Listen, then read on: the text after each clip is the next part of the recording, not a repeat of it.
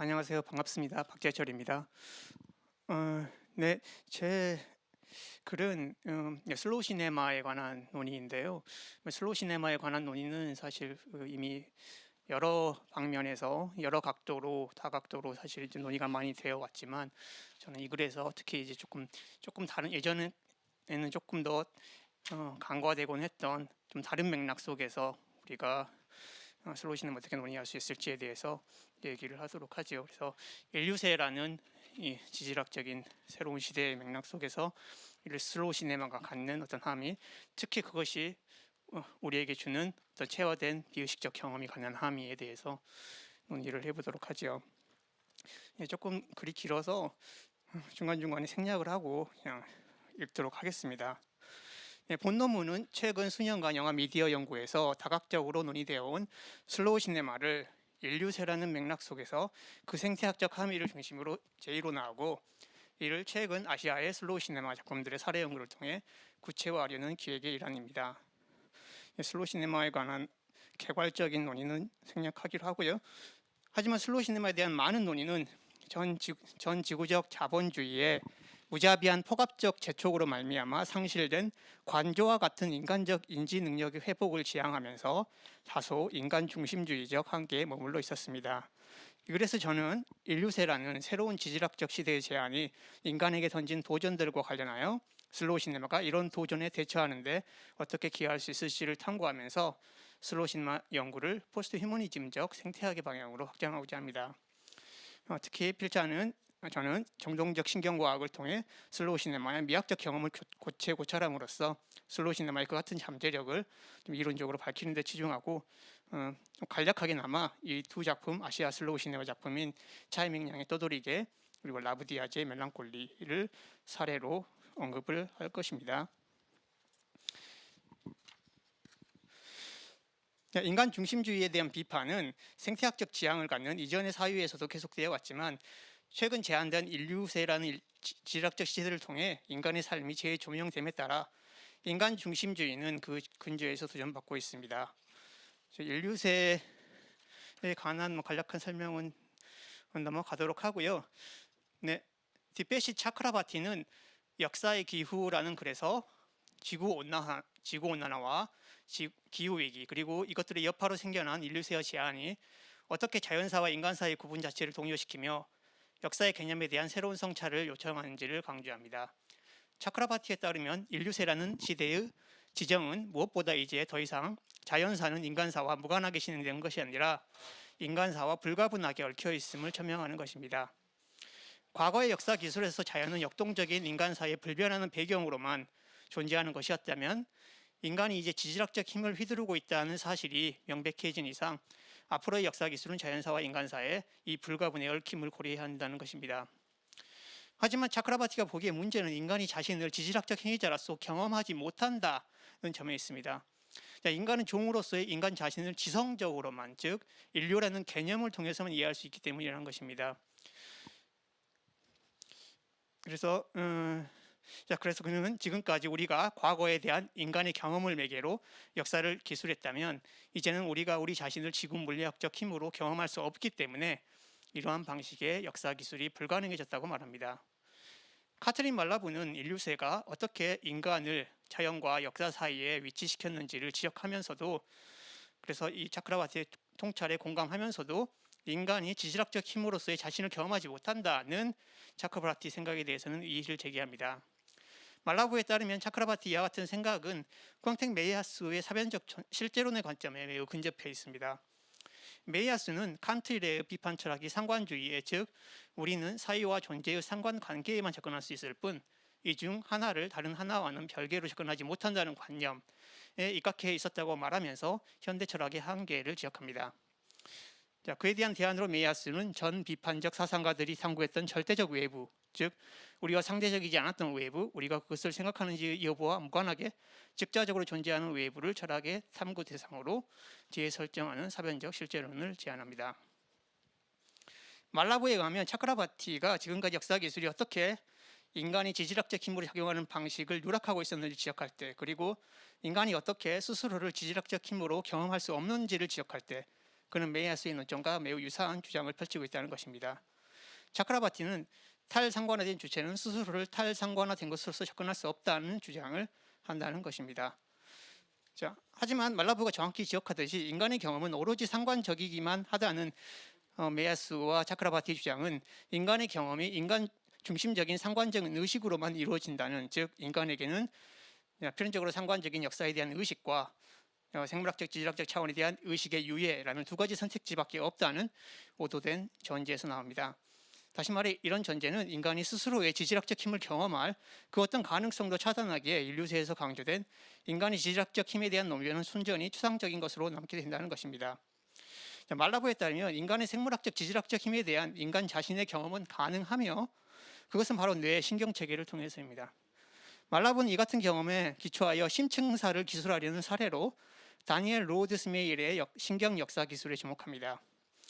스메일은 심층사와 뇌라는 저서에서 인간의 신경학적 체계가 변화하는 환경에 어떻게 적응했는가에 초점을 맞춰 역사를 기술함으로써 상관적인 의식에 따라 역사를 기술하던 기존의 인간중심주의적 역사 기술의 한계를 극복하고 자연사와 인간사의 불가분성을 고려하는 심층사를 제안합니다.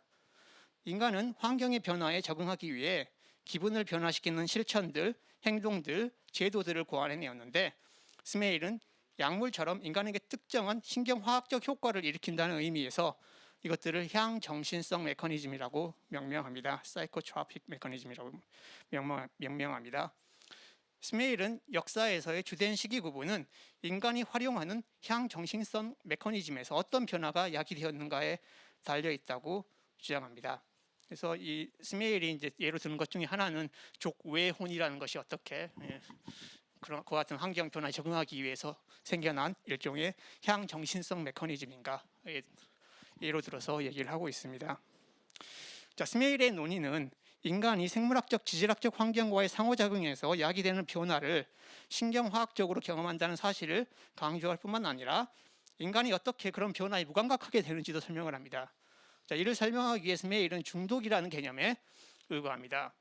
신경학적 관점에서 중독이란 신경체계가 특정한 향정신성 메커니즘에 고착되어 새로운 생물학적, 지질학적 환경 변화에 무감각하게 되는 것을 가리킵니다. 하지만 스메일의 심층사 논의를 면밀히 독해하면서 말라브는 인간은 새로운 향정신성 메커니즘들을 고안해냄으로써 그런 중독으로부터 벗어나 새로운 환경 변화를 신경화학적으로 경험할 수 있었다라고 지적을 합니다.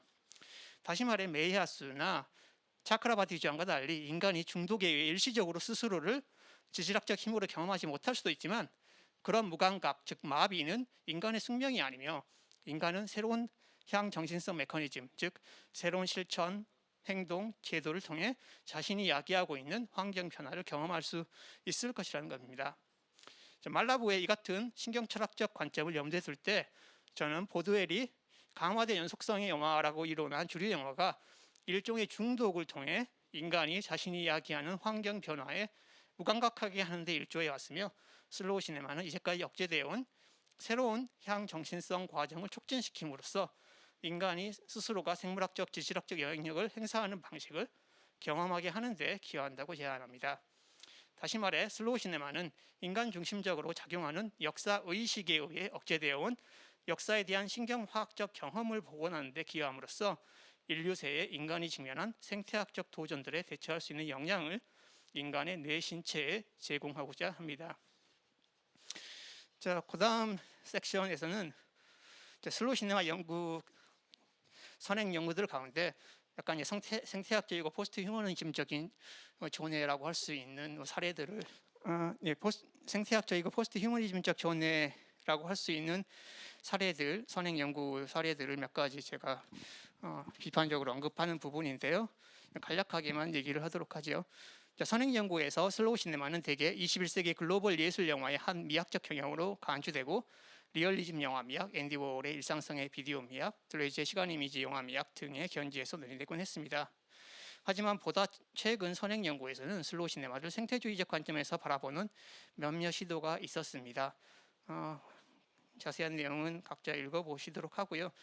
그래서 이제 송이 림의 연구 그리고 또 스테파니 림의 논문을 제가 간략하게 언급을 했습니다.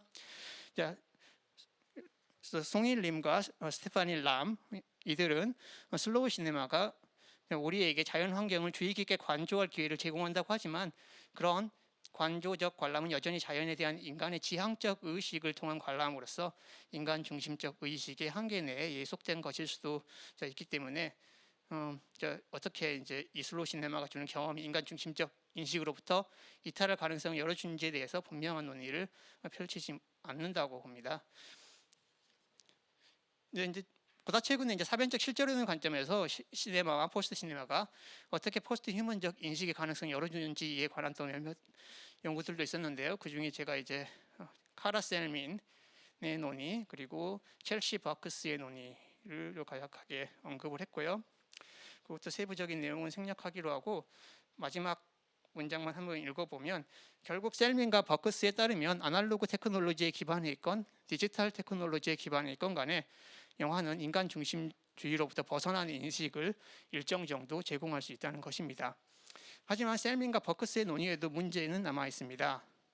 자, 이들이 주장하듯이 영화의 아날로그 혹은 디지털 테크놀로지가 비상관적으로, 즉 인간의 개입 없이 자동적으로 세계 그 자체를 기술하는 것이 사실이라고 해도 이로 인해 인간이 그렇게 기술된 세계 그 자체를 어떻게 어떻게 경험하는 하는가에 대해서는 분명하게 논의하고 있지 않습니다.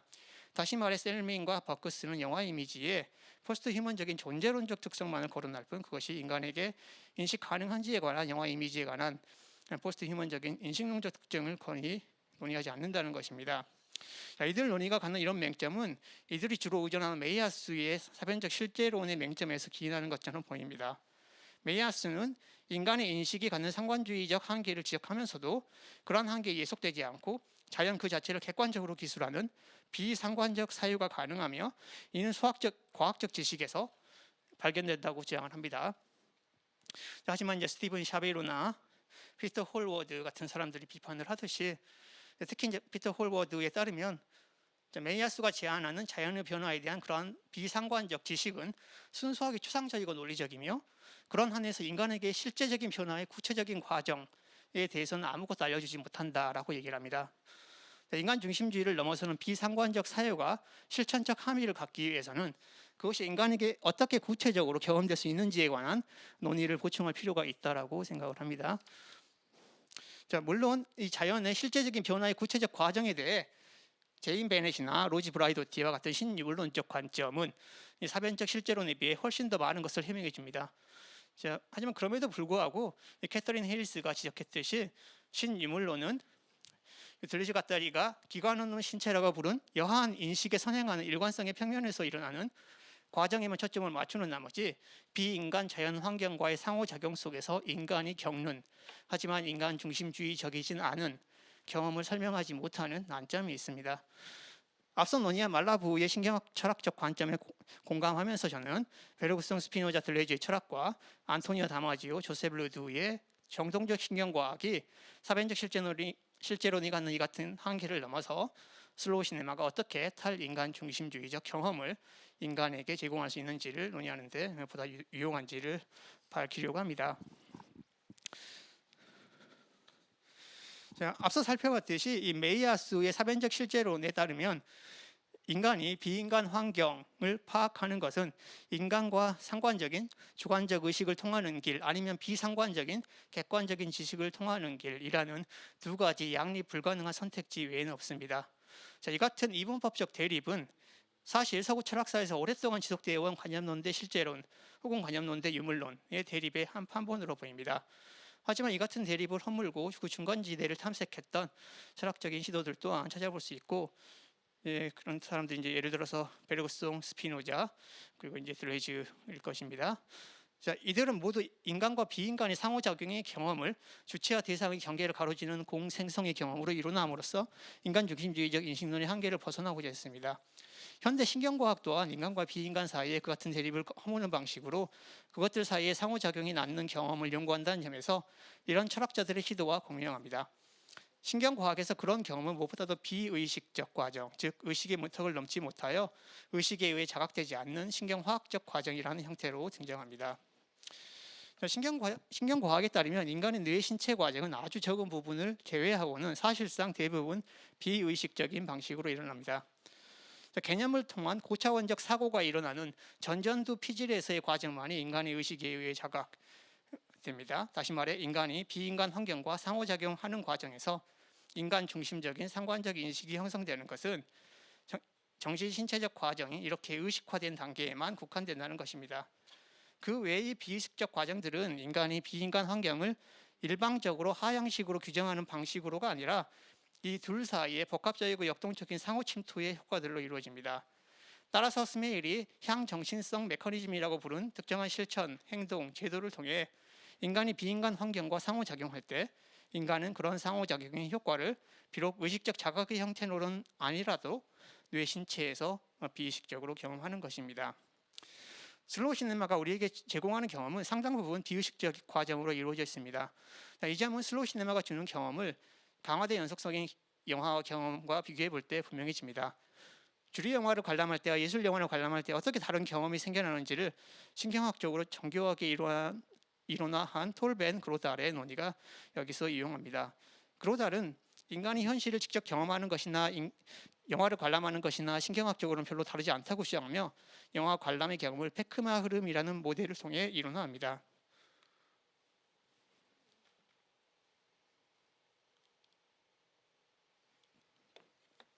네, 이것이 자신의 페크마 흐름 모델을 도식적으로 보여주는 그림입니다. 여기서 P는 지각, E는 감정, C는 인지, MA는 운동 행동의 약어로 영화 관람 시에 작동하는 정신 기능을 각각 가리킵니다. 이 굉장히 복잡한 이 모델을 간략히 기술하자면 영화를 관람할 때 시청각적 자극은 우선 지각 피질에 도달하고 그 지각 피질은 이제 시각 피질 같은 경우에 후두 옆쪽에 있죠. 그래서 거기에 도달하고 연합 피질을 거쳐서 마침내 전전두 피질에 도달하면 의식에 의해서 자각이 됩니다. 그리고 이제 전전두 피질은 개념들을 통해 고차원적 인지를 형성하고 필요한 반응 행동에 대한 명령을 운동 피질에 전달하면 운동 피질에서는 근육의 신호를 전달하여 필요한 행동을 수행하도록 합니다. 하지만 영화의 경험은 비디오 게임과는 달리 실제로 행동을 하도록 하지는 않기 때문에 주로 전운동 피질만이 작용한다고 합니다. 그리고 지각 피질, 연합 피질, 전전두 피질, 운동 피질 모두는 유기체의 생명 유지와 직결된 감정적 반응들을 불러일으키는 피질 하부 영역과 상호작용합니다. 그래서 모든 과정들이 다 이와 다 연결되어 있는 걸 볼 수 있죠.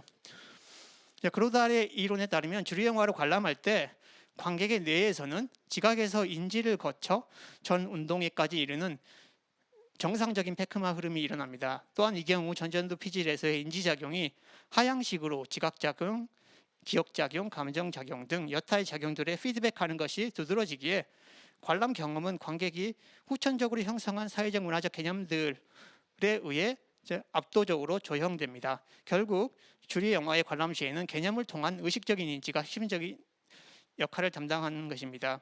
반면 예술 영화를 관람할 때는 그루달에 따르면 정상적인 페크마 흐름이 여러 가지 방식으로 차단되거나 유예되거나 정체됩니다.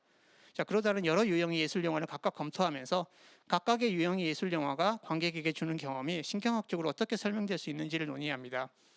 예를 들어 죽은 시간을 주로 제시하는 아토니오니의 정사 같은 영화를 볼 때 페크마 흐름은 정상 흐름을 따르는 대신에 지각 피질에서 유예되거나 정체되며 또 미로 같은 영상적 기억을 제시하는 레네 지난해 마랭바드 같은 영화를 볼 때는 페크마 흐름이 연합 피질에서 유예되거나 정체된다는 것입니다. 또한 이 경우에는 또한 전전두 피질에서의 하향식 통제가 억제되고 시상과 지각 피질에서 일어나는 지각작용과 피질 하부 영역과 관련된 감정작용이 상향식으로 바텀업 식으로 인지작용에 피드 포워드하는 일이 압도적이기에 관람 경험은 지각작용, 기억작용, 감정작용의 미시적 변동들에 의해 부단히 변조됩니다. 결국 예술영화의 관람 시 관객은 의식적 인지작용에 의해 매개되지 통제받지 않은 채로 뇌 신체의 비의식적 과정을 상당 부분 경험하게 됩니다. 그로달이 주류 영화와 예술 영화를 비교하면서 제시한 설명은 현대의 강화된 연속성의 영화와 슬로우 시네마가 각각 관객에게 제공하는 경험상의 차이를 이해하는 데도 유효합니다. 하지만 또 20세기의 이 주류 영화와 예술 영화 그리고 21세기의 강화된 연속성의 영화와 슬로우 시네마의 차이점을 우리가 또 유념할 필요가 있겠죠. 보드웰이 잘 논의했듯이 현대 강화된 연속성의 영화는 고전적 내러티브 영화의 인지 과정을 효율적으로 달성하기 위한 미학적 전략들을 발전시켜 왔습니다. 그래서 이제 보드웰은 예를 들어서 가속화된 편집이나 아니면 그 장초점 렌즈로 클로즈업한 여러 싱글 숏들을 연결해서 내러티브를 전개시키는 경향에 대해서 언급을 하죠. 자, 이와 같은 강화된 연속성의 영화의 이 같은 경향은 전전두 피질에서의 의식적 인지 작용이 여타의 비의식적 정신 신체 작용들을 더욱 강력하게 하향식으로 통제하는 데 기여한다라고 할 수 있습니다. 그래서 요컨대 강화된 연속성의 영화는 고전적 내러티브 영화보다 영화 관람의 경험을 관객이 보다 분명히 의식적으로 자각할 수 있도록 하고 인지 과정이 여타의 정신 신체 과정을 보다 압도적으로 통제할 수 있도록 합니다. 현대 슬로우 시네마가 도전하는 것은 무엇보다 강화된 연속성의 영화가 이렇게 관람 경험을 고도로 의식적인 인지 중심 과정으로 만들려는 경향입니다. 슬로우 시네마 역시 20세기 예술 영화를 단순히 연장하거나 부활시킨 것은 아니며 예술 영화를 강화한 것으로 볼 수 있습니다. 슬로우 시네마는 무엇보다 강화된 지속의 경험을 제공합니다. 하지만 슬로우 시네마에 대한 선행 연구들은 종종 이런 특성을 연장된 지속으로 기술하곤 했습니다.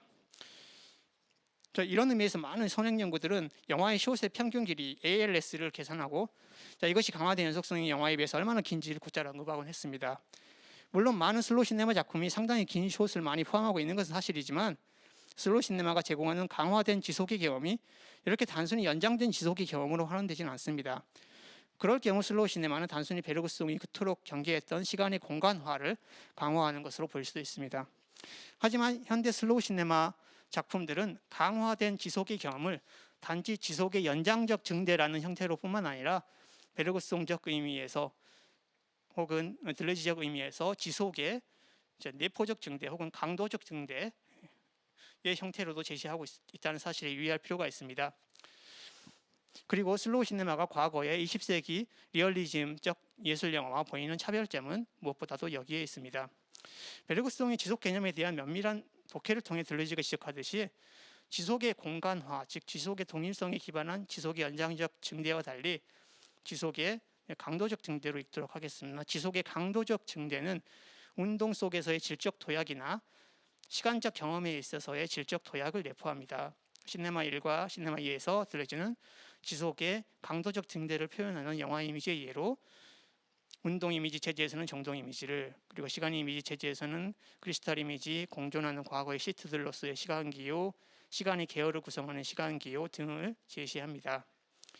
들레지가 논의하는 것처럼 이런 이미지들은 20세기 예술 영화에서도 찾아볼 수 있지만 현대의 슬로우 시네마에서는 지속의 강도적 증대가 보다 더 현저하게 나타납니다. 이는 디지털적 전환으로 인해 영화가 더 이상 물질적 세계의 지표적 흔적을 남기려는 시도에 그치지 않고 물질적 현실과 비물질적 현실의 구분이 와해된 세계를 표현하려는 갖가지 시도를 하기 때문입니다. 패트리샤 피스터스가 적절히 지적하듯이 디지털 시대의 영화는 더 이상 장르 코몰리가 기술한 것과 같은 가시적인 것의 체계에 속해 있지 않고 우리의 뇌 정신 안으로 진입함으로써 비가시적인 것의 기계가 된 것입니다. 현행적 이미지에서 잠재적 이미지로의 이행이나 과거의 시티들 사이에서의 이행이나 시간의 계열을 구성하는 시간 기호들 사이에서의 이행은 디지털 슬로우 시네마에서 빈번하게 볼 수 있는 특징이 된 것입니다. 그러다 20세기 예술 영화에 대해 논의했던 것과 유사한 방식으로 지속의 강도적 증대를 뚜렷이 보여주는 슬로우 시네마를 볼 때 페크마 흐름은 정상적으로 진행되는 대신 지각 피질과 연합 피질 내에서 차단되거나 유예되거나 정체되는 경향이 있습니다. 하지만 20세기 예술 영화에 비해 지속의 강도적 증대가 전례 없이 현저해진 슬로우 시네마에서 페크마 흐름의 차단, 유예, 정체는 훨씬 더 두드러진다고 할 수 있습니다. 그래서 남은 부분은 이제 이 두 편의 아시아 슬로우 시네마 작품 또도리게와 라브 디아즈의 슬로우 시네마 작품인 멜랑콜리아를 간략하게 분석을 하는 부분입니다. 차이밍양의 떠돌이개를 예로 한번 살펴보자. 차이밍양의 이전에 많은 영화도 롱테이크 숏을 사용하는 것은 유명하지만 이 영화는 특히 5분 이상 지속되는 여러 롱테이크 숏을 포함한 영화로 슬로우 시네마의 지속 의미학을 가장 잘 구현하고 있는 영화로 종종 거론됩니다. 이는 물론 차이밍양이 이 영화를 디지털 방식으로 제작했기 때문에 손쉽게 얻게 된 효과라고 할 수 있습니다. 하지만 디지털 테크놀로지의 사용은 단지 쇼스의 지속의 외연적 증대에 기여한 것만은 아니고 쇼스의 지속의 강도적 증대에도 크게 기여했다고 봅니다. 그래서 자, 이 영화에서 보면 지위가 모호한 장면이 다수 존재하는데요. 예를 들어서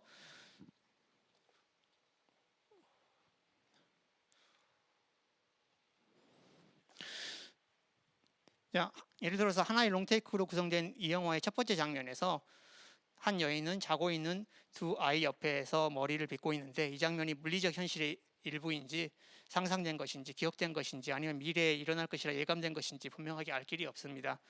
또한 아이들이 함께 배를 타고 어디론가 가려던 아버지의 계획이 아이들을 중간에 빼돌린 그 아이들의 모성적 보호자로 인해 좌절되고 그 다음 이어지는 부분 또한 마찬가지로 그 지위가 모호합니다.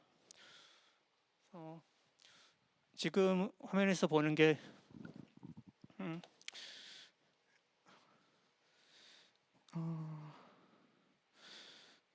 예.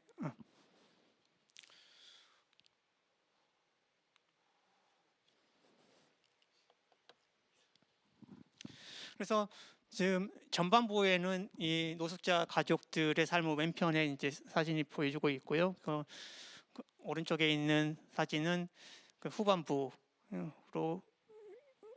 넘어갔을 때 나오는 장면인데요. 이 둘 사이의 관계를 명확하게 파악하기 어렵다는 것이죠.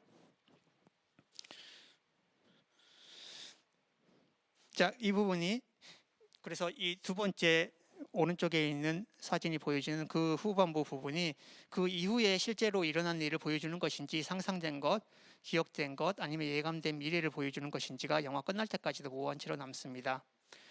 그 부분과 지위가 모호한 것도 아니고 세 명의 다른 여배우 양김혜, 유이칭, 천상치가 아이들의 모성적 보호자의 역할을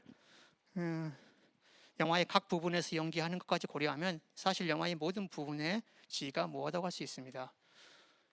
그래서 아이들의 모성적 보호자, 뭐 엄마인지는 잘 모르겠지만 어쨌든 세 여배우가 각각 맡고 있죠.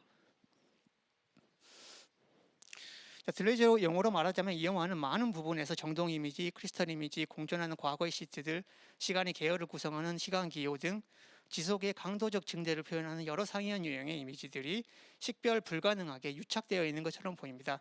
그래서 그 여러 가지 들레지가 나눠놨던 그 상이한 유형의 이미지들이 사실상 다 식별 불가능하게 유착되어 있는 것처럼 그렇게 이해할 수 있다는 것이죠. 떠돌이개는 전반적으로 지속의 내포적 변화, 지속의 강도적 변화만을 보여주는 데 치중하고 있기 때문에 이 영화를 볼 때 페크마 흐름은 의식적 인지를 관장하는 전전두 피질로 좀처럼 나아가지 못하고 대개 지각 피질, 연합 피질, 피질 하부 영역들 사이를 순환하게 될 것입니다. 결과적으로 이 영화 속에서 이강생과 그의 두 아이가 직면한 갖가지 상황은 관객에게 신자유주의적 자본주의에 의해 노숙자가 된 가족의 비참한 삶과 같은 고차원적 개념들을 통해 의식적으로 명확히 해석되기보다는 그들의 변화하는 상황이 낳는 지각상해, 기억상해, 감정상해, 미묘한 비의식적인 변조들로 경험될 것입니다. 슬로우 시네마의 또 다른 특징으로 종종 거론되는 것은 드라마 없는, 사건 없는 내러티브 혹은 죽은 시간을 전개한다는 점입니다. 자, 이런 특성도 20세기 예술 영화에서 볼 수 있었지만 현대 슬로우 시네마에서는 훨씬 더 강화되어 나타납니다. 그래서 이제 예를 들어서 과거에 이제 이 죽은 시간이 잘 보였던 안토니의 정사 같은 영화에서는 죽은 시간이 펼쳐지더라도 그 안에서 인간들 사이에 의미심장해 보이는 어떤 우연한 상호작용이 일어납니다. 하지만 현대 슬로우 시네마에서는 그 어떤 인간적인 색채도 비워낼 정도로 죽은 시간을 극한까지 밀어붙여 그 시간에는 인간들 사이에 그 어떤 의미심장한 알겠습니다. 어떤 의미심장한 상호작용도 좀처럼 등장하지 않고 인간과 비인간 환경 사이의 상호작용만이 펼쳐지는 경우가 많습니다. 그래서 이 영화는 죽은 시간의 무사건성을 극대화하여 무엇보다 필리핀의 자연 도시 환경에 거주하며 겪는 거의 비의식적인 정동적 경험을 관객에게 제공한다고 할 수 있습니다. 이 영화의 많은 씬에서 자연 도시 환경으로부터 나오는 갖가지 소음은 증폭됨으로써 정경화되고 오히려 대화를 비롯한 인간 사이 상호작용이 사실상 배경이 되어버립니다. 그래서 이런 경험은 거의 어떤 개념적 인지작용도 야기하지 않고 순수하게 지각작용, 신체적인 정동작용만을 야기할 것이기에 대부분 비의식적으로 남아있을 것입니다. 그래서 결과적으로 보면 이 영화는 관객에게 필리핀의 공산주의 게릴라 투쟁에 대한 어떤 특정한 지식을 제공하기보다는 동남아시아 밀림에서 공산주의로 사는 것이 어떻게 느껴질 것인가에 대한 경험, 특히 이 밀림과 같은 자연 속에서 이 공산주의 게릴라 사는 것이 어떻게 느껴질 것인가에 대한 경험을 제공하려고 합니다.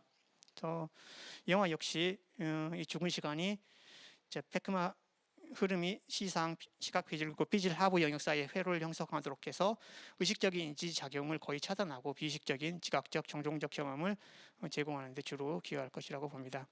그래서 결론은 제가 그냥 이때까지 했던 얘기를 간략하게 요약한 것이기 때문에 여기까지 마치도록 하겠습니다. 감사합니다.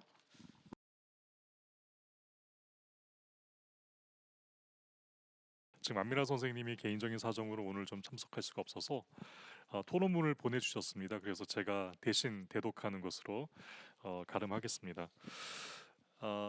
읽겠습니다. 필자는 인류세의 담론, 특히 디페시 차크라바티가 가진 역사 기술을 중점적으로 에서 이 인간 경험이 상관주의라는 것과 그 의식의 유해라는 이행 대립이 갖는 맹점들에 대한 논의와 슬로우 시네마에서의 선행 연구에서 보이는 이양 대립이라 할 수 있는 상관주의적 자연에 대한 이미지에 대한 논의의 맹점과 디지털 테크놀로지가 가지는 특수 효과 등이 가진 비상관적 사변의 가능성이 가진 맹점들에 대해 매우 정교하고 풍부하게 설명하고 있다. 그리고 난 뒤 이러한 이양 대립들이 가진 맹점들에 대한 대안으로 현대 신경과학이 인간과 비인간 사이의 그 같은 대립을 허무는 방식으로 그것들 사이에 상호작용이 낳는 경험을 연구한다는 점에 주목하고 정동적 신경과학이 가진 비의식적 과정과 슬로우 시네마가 가진 비의식적 과정의 유사점을 발견해내고 이 둘 사이의 접점을 아주 탁월하고 설득력 있게 분석하고 있다. 이러한 분석은 최근에 비인간적 전해라고 불리는 사유 안에서 활발하게 연구되고 있는 어젠더인 행위자 네트워크 이론, 퀴어 이론과 접목된 정동 이론, 동물 연구, 신유물론, 뉴미디어 등 신경과학이나 인지과학 같은 새로운 뇌과학 등을 영화 이론과 접목시켰다는 점에서 매우 도전적이고 흥미로운 작업이라고 할 수 있을 것이다. 토론자는 필자의 연구에 많은 새로운 지식을 얻었고 대부분 동의를 하면서 토론자의 문제의식이라고 할 수 있는 맥락에서 몇 가지 질문을 하고자 한다.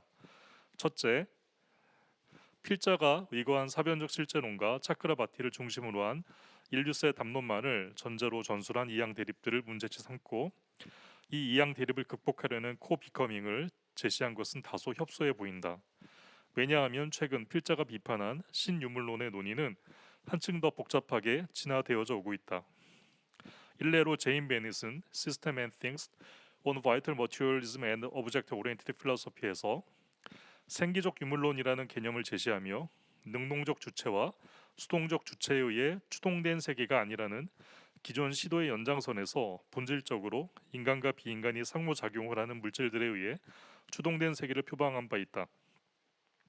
또한 레베카 셀던도 상관주의에 대한 페미니즘적 비평을 보여주고 있는데 그는 베넷의 생기적 유물론이 사물들의 지속과 그들의 관계성을 인식하는 것에 대한 예라고 말하면서 인간의 상관성으로부터 사물의 독립과 그들의 관계성을 명시화하는 물질 정동의 순환에 대한 존재론을 생성하는 이른바 코라적 독해를 제시하고 있다. 이러한 논의들은 적극적으로 베르그송, 스피노자, 들루즈, 퀴어 이론 등을 경유하며 그레이엄 하만, 메이아스 등으로 위시된 사변주의 실제론자들이 주장하는 모든 객체들은 관계로부터 물러나 있다는 명제를 비판하며 인간과 객체 간의 관계성에 천착한 시도들이라 할 수 있다. 물론 필자의 논점은 이러한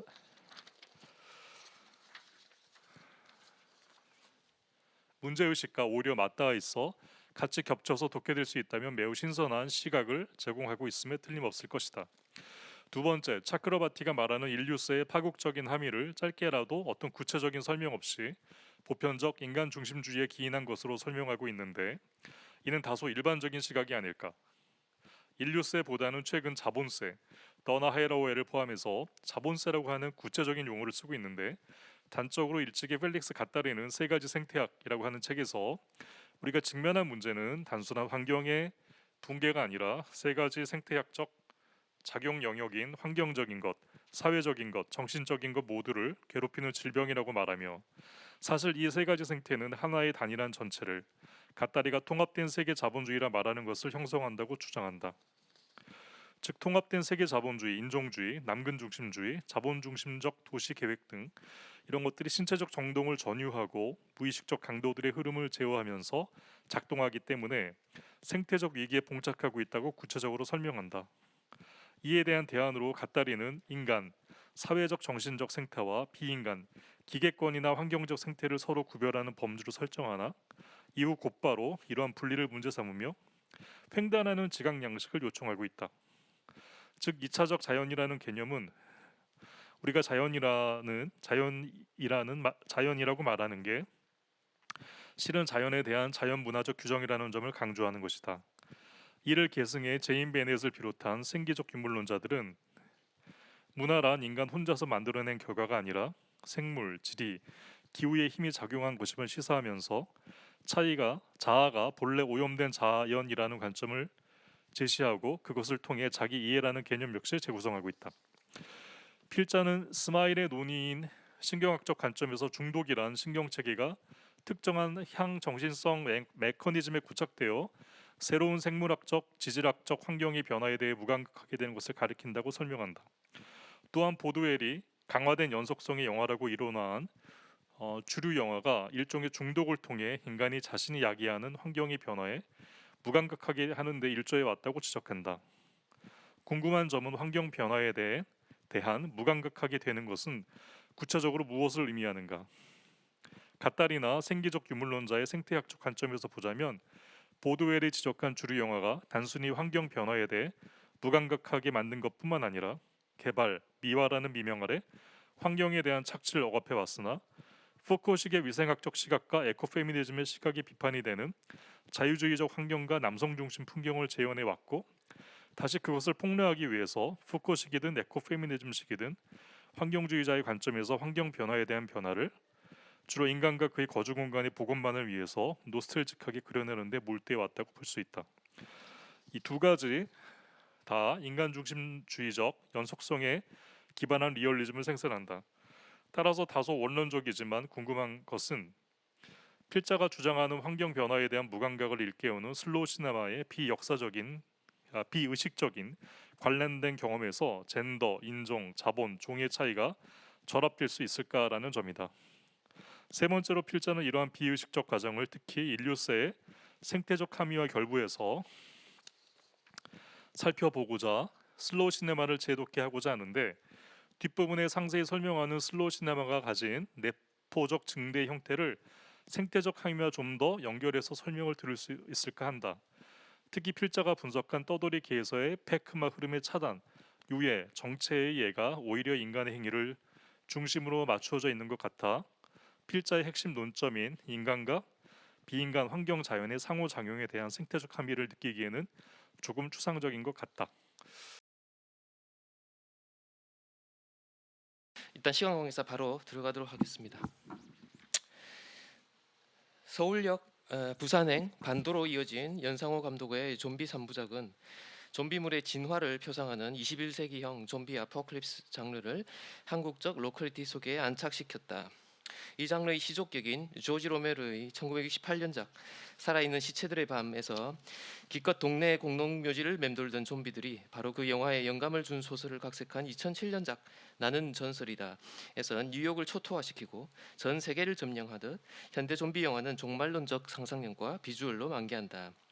게다가 2002년작 28일 후에서 본격 등장한 빠른 좀비의 질주 능력은 분명 시사적이다. 글로벌 네트워크를 타고 확산되는 팬데믹처럼 좀비 바이러스는 글로벌 체제의 부산물인 양 통제 불가능한 속도로 전염되면서 국가 사회적 방역 체계를 테러하고 문명 자체의 몰락을 초래한다. 좀비 아포칼립스는 이런 아비 규환에 내던져진 소수의 생존자들이 좀비들로 둘러싸인 공간에 갇혀 생존 투쟁을 벌이면서 아직 도래하지 않은 새 시대의 상징인 유토피아적 안식처를 향해 나아가는 여정을 주 내러티브로 삼는다.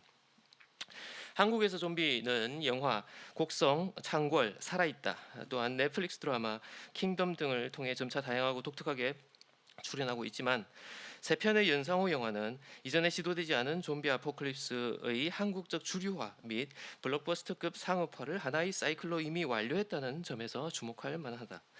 서울역 2 할리우드에서는 결코 볼 수 없는 설정과 스타일로 비범하게 좀비를 토착화한 후 부산역은 이 토착성을 보편적 장르 문법에 이입시켜 과감하게 글로벌화한 반면 반도는 아마도 전작의 성공에 고무된 감독의 비주얼에 대한 과잉 집착 탓에 연작의 동력을 소진시킨 면이 없지 않다. 부산행의 사건 4년 뒤 폐허가 된 한반도에 돈 찾으러 왔다가 고생만 하고 탈출하는 인물들을 그려낸 반도는 하지 않았어도 될 모험으로 동기화된 스펙타클을 상품화하는 데 집중했으나 잉여적인 내러티브와 냉담한 시장 반응을 감안할 때 유사규모의 후속작을 기대하기는 어려운 결과로 막을 내렸다.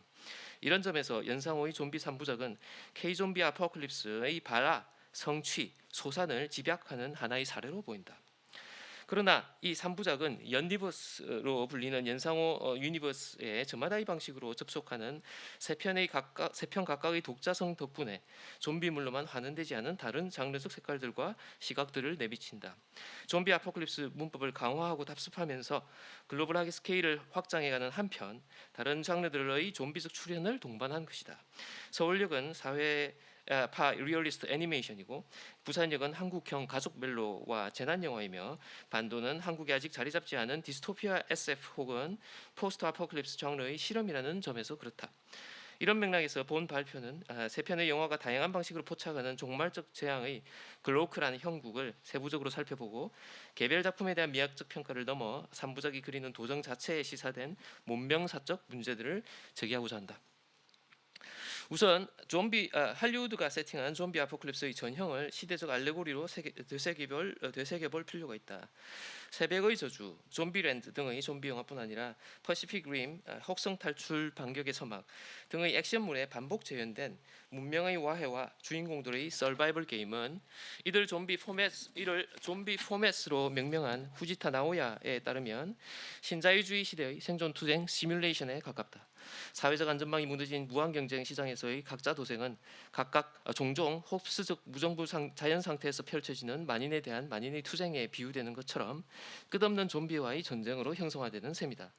이때 좀비 살육은 인간과 비인간, 자아와 타자, 동지와 적의 경계를 긋고 후자를 사회적 주체성이 제거된 비천한 비주체, 즉 비체, abject로 전락시키는 abjection 행위를 원초적으로 전시한다.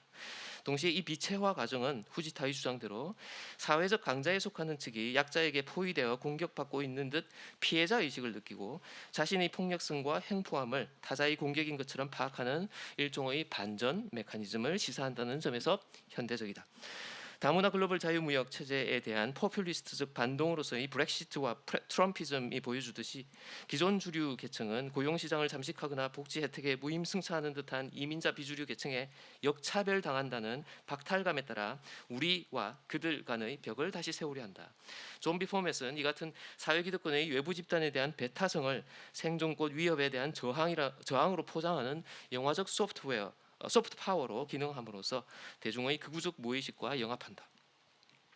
나아가 월등히 빨라진 좀비의 속도는 현대적 삶에 녹아든 유동성의 징후와 같다.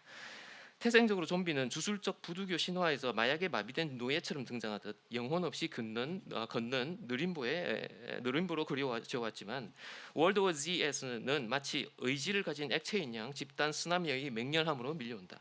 이 유체적 스펙타클은 분명한 경계와 권력적 위계로 구축된 공동체 중심의 사회가 파편적이고 위점적인 네트워크 사회로 해체되는 과정에서 현대적 주체가 겪는 불안한 인간관계와 익명적 군중에 잠재되는 우발적 위협을 시각화한다.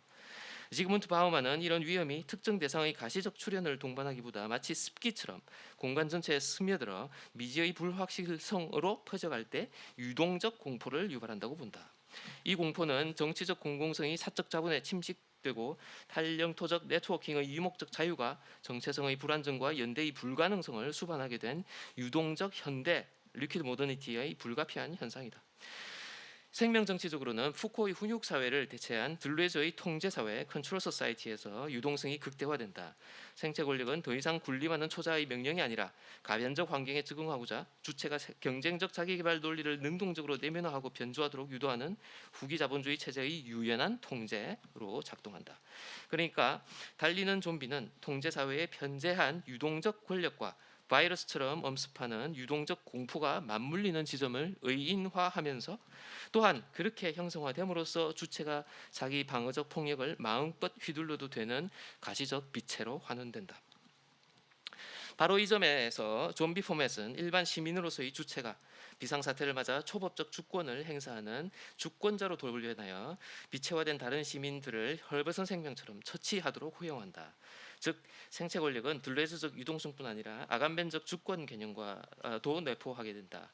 공적 질서가 와해된 이 예외 상태에서 주권적 주인공의 생존 전략은 사적 정의에 기반한 자치 실현의 양상을 띈다. 가령 워킹데드 주인공의 고뇌와 결단 및 분투는 서부국부터 마블 액션물까지 미국 건국 신화를 재현하는 영화 속 히어로 혹은 슈퍼히어로의 그것처럼, 그러나 국가의 탄생 이전이 아닌 몰락 이후의 자연 상태에서 미국식 자결권을 정당화하는 데 바쳐진다. 정체성 상실에 대한 불안을 투영한 내부의 적을 선별, 배제, 제거하는 폭력적 과정은 파쇼적 주권 체제의 메커니즘에 다름 아니지만 좀비 포맷은 이를 종말적 폐허에 남겨진 개인들의 자유와 인권을 위한 처절한 정당 방위로 미화한다. 이때 발생하는 비극적 카타르시스는 자유주의 문명 이후 남을 자유지상주의 리버테리어니즘을 승인하게 하고 이를 통해서만 역설적으로 공동체가 재건될 수 있으리라는 점을 각인시킨다. 다시 연상으로 돌아가 보자. 할리우드식 좀비 포맷을 주류 감수성으로 국지화하는 데 성공한 작품은 물론 천만 영화에 등극한 부산행이다. K-좀비 아포칼립스의 전형을 제시하듯 글로벌 체제가 배태한 유동적 공포는 여기서 매우 한국적인 기원을 드러낸다. 좀비 바이러스는 펀드 매니저인 주인공이 작전주로 살린 부실 바이오 회사에서 치료제 조작의 부산물로 생겨나 터지는데 지역 주민의 반발에도 폐수를 버려 물고기를 폐사시킨 회사에 초법적으로 투입된 금융자본이 최악의 나비 효과를 일으킨 것이다. 세월호 참사처럼 좀비 아포칼립스는 곧 안전보다 효율, 생명보다 자본을 우선시한 신자유주의 시대 한국 사회에 늘 잠재하는 어디서 터질지 모르는 유동적 인재의 한 사례이자 글로벌 테러의 한국 버전과 같다. 유동성은 또한 치료제와 바이러스, 약이자 독인 파르마콘의 모호성에도 내재하며 생명공학의 발전이 생화학 재난을 낳고 이런 위기를 사업의 기회로 삼는 재난자본주의와도 공명한다. 역시 감염병을 다룬 연가시에서 제약회사가 치료제 독점을 통해 주가를 조작하듯이 한편 메르스 사태로 익숙해진 인수공통전염병으로서의 좀비화는 정부의 대응 미비와 정보 통제를 유발하고 좀비들은 뉴스에서 반정부 폭도로 규정된다. 부산행 KTX에 갇힌 승객들은 물에 잠기는 세월호에서처럼 외부와 차단된 채 아무런 구조의 손길 없이 야생적 사투를 벌일 수밖에 없다. 하지만 부산행이 적자 생존의 사회적 다윈주의와 주권적 폭력을 옹호하는 건 아니다. 선악구도를 띠긴 하지만 자유지상주의자와 공동체주의자의 대립은 자연 상태에서의 자치를 위한 리더십 테스트처럼 벌어지며 주인공은 전자에서 후자로 변해간다. 또한 좀비화된 가족, 친구, 애인에 대한 인물들의 인간적 감정은 미국 영화에선 좀처럼 볼 수 없는 주체와 비체의 언캐니한 연계와 유동적 정체성을 부각하며 좀비를 한많은 한국적 귀신처럼 보이게 한다. 실로 부산행은 할리우드 문법을 각색한 한국적 재난 영화의 견본과 같다. 영웅은 전문가나 엘리트가 아닌 평범한 소시민이며 가족 멜로의 심파 감성이 넘치긴 해도 그의 핵심은 준비체화된 인간들의 우발적 연대에 있다. 아버지들의 희생으로 끝까지 살아남은 꼬마 여자와 딸의 출산을 앞둔 임산부는 봉준호의 설국열차와 옥자 엔딩을 상기시키면서 혈연 너머의 여성 대한 가족을 상상케 한다. 물론 새벽의 저주나 좀비랜드도 인연 없는 생존자들의 연대와 협업을 통한 가족의 재구성을 그리듯 좀비 아포칼립스가 반드시 신자유주의 포맷으로 환원되는 것은 아니다. 그러나 이 영화들은 주무대는 쇼핑몰과 놀이공원, 즉 마크 오제 용어로는 역사적 정체성이 탈각된 채 일시적 소비에만 이용되는 유동적 비장소 (non-place이고) 인물들은 소비재 고갈에 따라 결국 미지의 안식처, 부재하는 유토피아로 떠난다. 반면 폐쇄적 생존 공간이 기차, 즉 움직이는 비장소로 설정된 부산행은 그 자체로 로드무비이며 종착지에 등장하는 군대는 국가의 귀환을 표상한다. 이런 재난 내러티브는 상황, 행위, 상황 변조라는 둘레즈식 액션 이미지 도식에 따라 재난으로 비체화된 자들이 새로운 에이전시를 발휘하여 현실을 회복한다는 후재앙 구원 서사를 전형적으로 답습한다. 흥미롭게도 프리퀄인 서울역은 덜 종말적인 상황 속에 더 암울한 세계관을 담아내며 전형성을 비튼다. 부산행이 주류 한국 사회의 인간 군상을 한나절 동안 조명했다면 시간상 전날 밤이 배경인 서울역은 전철도 끊긴 어둠의 거리를 떠도는 비주류 계층에서 좀비 바이러스가 퍼지기 시작했음을 보여준다.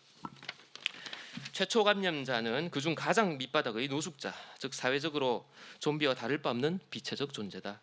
사실 좀비도 거주지 없는 불황자이듯 노숙자는 공간적 유랑과 주체성 상실 양면에서 좀비의 유동성을 체현한다. 영화의 배경도 시사적이다.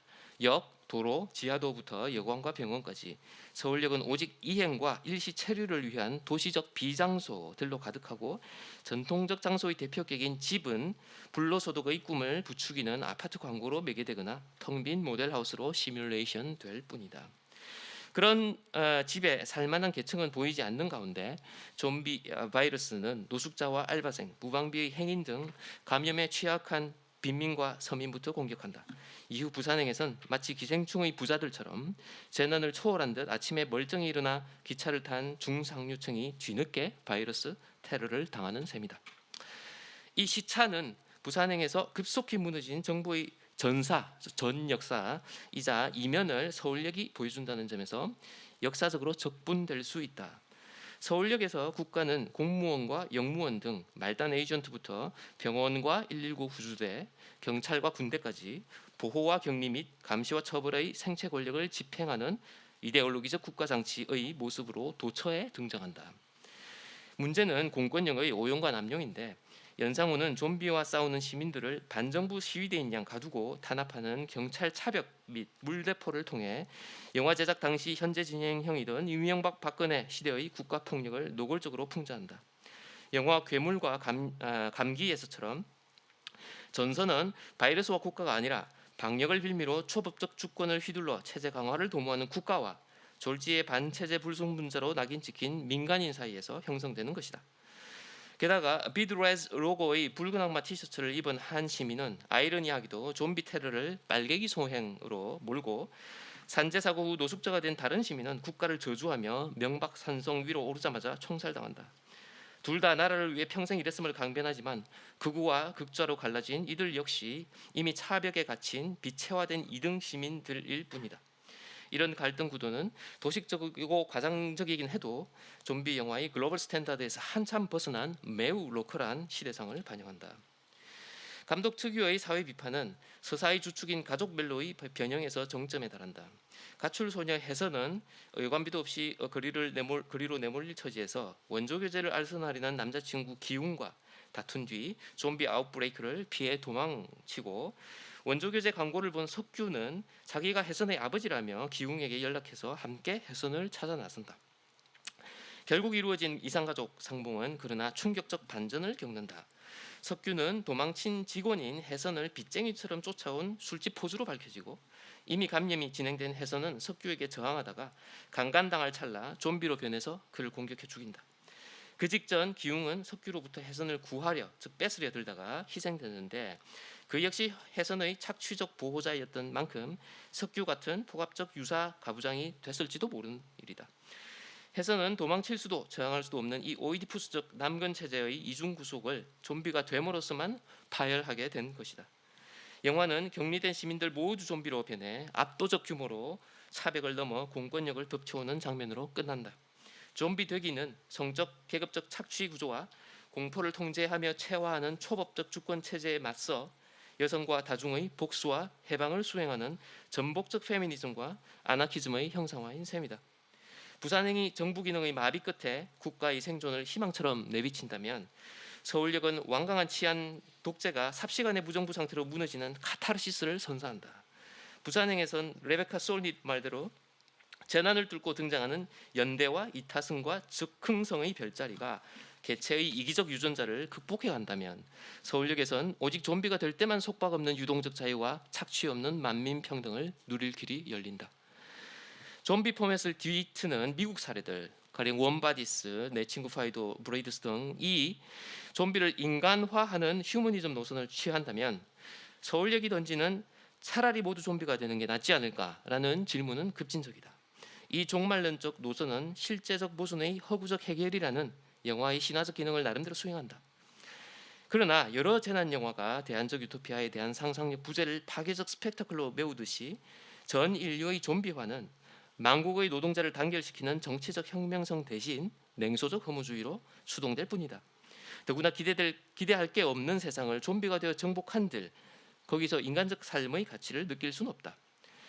하지만 역으로 좀비가 정답이 아니라면 온통 좀비가 되는 세상에서 그렇게 되지 않기 위해 죽을 고생하면서 고독하게 지켜야 할 인간의 고귀함은 대체 무엇인가? 여기서 반도로 넘어가 보자. 부산행의 최종 구원자였던 군대는 4년 뒤 문명 국가를 회복시키기는커녕 좀비와의 전투로 인간성이 피폐해져 야국 강식의 정글 법칙에 지배된 631 부대로 등장한다.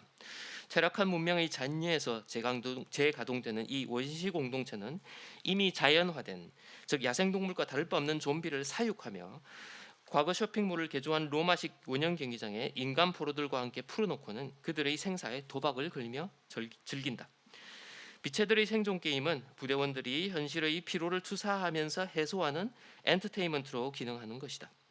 이 같은 게임화, 게이미피케이션은 매드맥스를 연상시키는 추격신에도 적용된다. 부대원들과 주인공들이 자동차 경주하듯 경인고속도로를 질주할 땐 관객마저 장애물 같은 좀비들을 썰어버리는 쾌감에 동승하게 된다. 이때 좀비는 지워야 할 시각적 얼룩마냥 더 이상 어떤 생명체도 아닌 비디오 게임적 표상으로 완전히 환원된다. 그런데 이런 가상세계로의 몰입은 게이머의 신체를 혹사시키면서 마비시키고 게임 후에 찾아오는 피로를 다시 게임으로 푸는 중독증을 유발하곤 한다. 역설적으로는 그렇게 충동에 중독된 신체야말로 좀비와 같다고 할 수 있다. 아즈마 히로키는 고통이나 권태를 의식하지 못한 채 신체가 소진되도록 착취되는 노동 환경이나 몰입 상태를 게임적 리얼리즘으로 설명하는데 이 가상화된 현실감은 곧 우리가 좀비다라는 유비를 도출시킨다.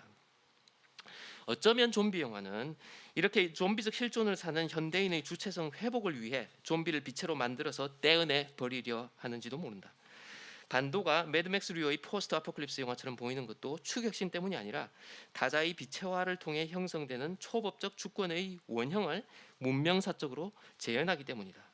매드맥스 시리즈가 문명의 몰락 후 황무지에서 부족 공동체가 도시국가 형태로 커가는 과정을 노출하듯 반도는 고대 검투사가 맹수를 사육할 때의 야생적 폭력에 기반해 주권 공동체가 시작함을 보여준다.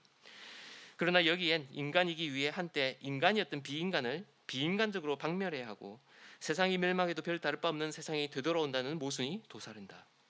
이런 점에서 연상호 3부작은 좀비 아포칼립스적 세계의 과거, 현재, 미래를 예시하는 가운데 국가의 몰락과 유사국가의 탄생을 매개하는 좀비를 통해 문명의 순환 혹은 악순환을 환기한다. 나아가 사회적 바이러스로 등장하는 이 존재론적 타자에 대한 전념과 방역의 사이클의 반복은 그렇게 쳇바퀴 도는 문명의 부산물과 악정고투를 벌이는 인간의 궁극적 가치가 무엇인지 다시금 되묻게 한다. 결론 삼아 좀비를 비인간적 존재와 환경의 포스트 휴먼한 표상으로 간주해보자. 신유물론적 포스트 휴머니즘은 유동성의 긍정적 역량을 통해 주체를 상호작용으로 얽힌 물질계로 탈개별화시킴으로써 인간중심주의를 반성하고 극복하고자 한다. 그러나 물질적 생태계에서 스피노자나 들레즈적인 힘의 증강을 낳는 유목적 상호 접속은 또한 필연적으로 습생의 먹이사슬도 형성하며 인간은 먹히지 않고 먹기 위해서 다른 생명체를 죽일 수밖에 없다. 이때 인간이 자신에게 부여하는 인간만의 존엄성과 신성함은 생물학적 근거 없는 허구적 믿음일 뿐이지만 바로 그런 잠재적 가치에 대한 초월적 믿음이 약육강식의 자연 법칙에 지배되지 않는 윤리적 인간 공동체를 또 가능하기도 할 것이다. 하지만 이 믿음이 투사되는 헐벗은 생명은 인간뿐 아니라 모든 존재의 바탕이며 좀비도 공유하는 것인 만큼 인간과 좀비의 경계는 늘 유동적일 수밖에 없다. 그럼에도 불구하고 인간의 비인간성에 저항하는 아나키스트적 좀비되기는 좀비 스스로 자신들의 초월적 가치화를 통해 생존 이상의 연대를 이루지 않는 한 그 가치의 가능성을 포기하는 허무주의로 귀착된다. 이 도돌이표 같은 인간과 비인간, 주체와 빛의 뒤얽힘이 좀비 영화가 그리는 존재론적 무한 루프라면 연상호의 K좀비 3부작은 하나의 글로컬한 사례로서 루프를 한 바퀴 돈 셈이다. 이제는 다른 사례, 아마도 문명의 악순환이 아닌 선순환을 실험해볼 상상력을 기다릴 때이다. 감사합니다.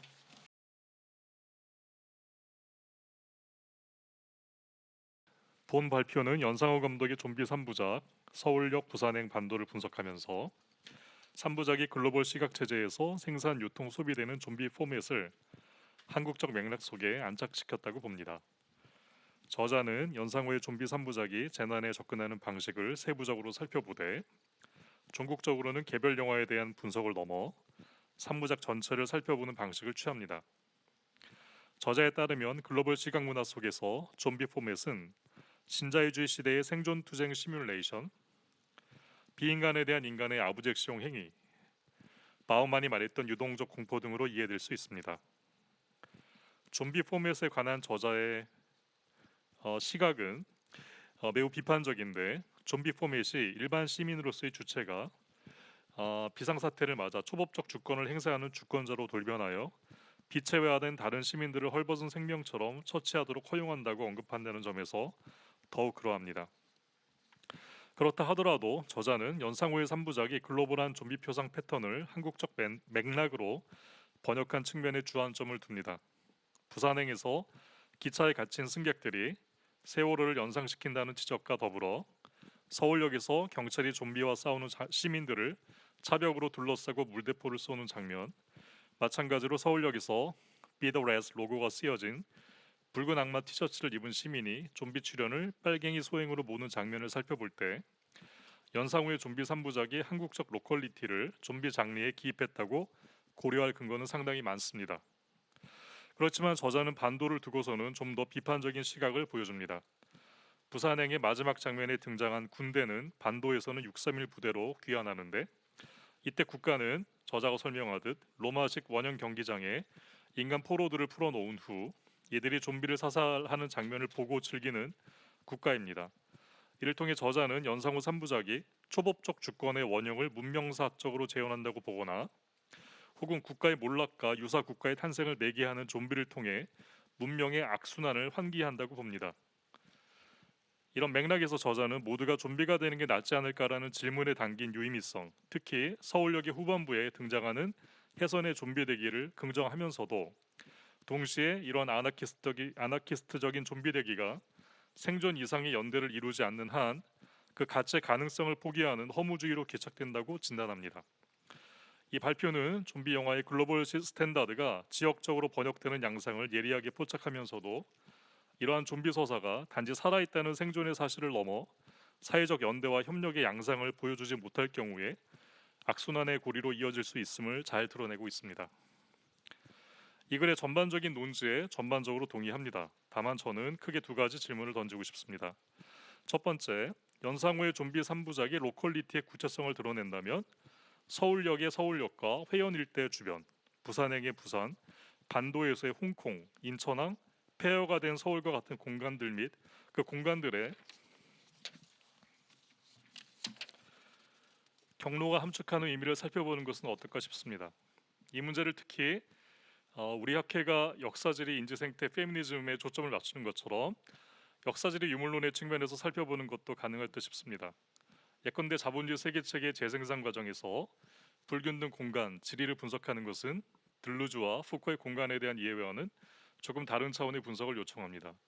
이런 점에서 발표에 나와 있는 훈육사회나 통제사회라는 개념보다는 좀 더 역사 유물론적인 관점에서 공간 생산을 분석하는 게 타당하지 않을까 싶습니다. 데이빗 하비를 열쇠말 삼아 자본 축적과 도시 공간적 구성에 관해 간단하게 말씀을 드리면, 자본 축적은 건조 환경을 필요로 하지만 보다 많은 잉여 가치 생산을 위해 이미 건설된 건조된 환경을 무너뜨리고 새로운 공간으로 이동하는 특성을 띱니다. 이런 점에서 발표문에 제시된 것처럼 역, 도로, 지하도부터 여관과 병원까지 서울역은 오직 이행과 일시 치료를 위한 도시적 비장소들로 가득하고, 전통적 장소의 대표격인 집은 불로소득의 꿈을 부추기는 아파트 광고로 매개되거나 텅 빈 모델 하우스로 시뮬레이션 될 뿐이다라는 지적은 자본의 순환과 도시 구성의 문제에 접근하는 분석이라고 생각합니다. 다만 한 가지를 좀 더 구체적으로 덧붙이자면, 불로소득의 꿈을 부추기는 아파트 광고보다는 서울역 지하상가의 광고판에 등장하는 용산이라는 구체적 장소에 초점을 맞출 필요가 있어 보입니다. 용산이라는 장소가 분명하게 언급될 때야 비로소 영화 서울역에서의 자본주의 도시공간의 불균등한 측면이 선명하게 시각화되지 않을까 싶습니다. 왜냐하면 연상호의 3부작은 아니지만 3부작 사이에서 일종의 사라진 매개자처럼 작용하는 염력이 용산 참사를 다루고 있기 때문입니다. 또한 위에서 잠깐 언급한 것처럼 자본의 순환은 건조 환경을 필요로 하고, 그러한 점에서 거대한 외부 경관을 창출합니다. 그러나 자본의 순환 과정에서 필요했던 건조 환경이 집가 및 임대료 상승 등으로 말미암아 일종의 근본적 한계로 작용하게 되는데, 바로 이러한 과정이 자본의 구조적 모순을 드러냅니다. 이 점은 데이빗 하비가 잘 설명한 바 있습니다. 그리고 건조 환경을 조성한다는 점에서 이와 같은 자본의 흐름은 장기, 대규모 프로젝트에 기꺼이 금융을 지원하고 보증하는 국가의 존재를 필요로 합니다. 어쩌면 서울역과 염력에서 국가폭력의 문제가 비교적 분명하게 표시된 것도 이러한 맥락에서 비롯된 것이 아닌가 싶습니다. 마지막으로 다른 한편으로 연상호 3부작은 세대의 문제를 드러내고 있는데, 발표문에서는 이 문제를 언급하고 있지 않습니다. 서울역에서 해서는 단 한 번도 석규와 통화를 하지 않으며 오로지 기훈과만 연락을 취합니다. 어찌 보면 기훈과 석규 모두 혜선에게는 발표문의 표현을 따르자면 착취적 보호자일 뿐인데도 혜선은 단 한 번도 석규와 연락을 하지 않습니다. 부산행에서도 아빠와 딸의 세대 문제가 있고, 염력의 경우에는 이 문제가 보다 잘 드러나는 것 같습니다. 반도에서도 마찬가지인데, 여기에는 윗세대가 실제 사건이 벌어지고 있는 현장에서 아무런 행동을 하지 못한 것에 대한 강한 죄책감이 스며들어 있습니다. 연상호 3부작이 드러내는 세대 문제는 어떻게 접근하고 있는지 말씀해 주시면 감사하겠습니다. 제 논평 여기까지입니다. 고맙습니다.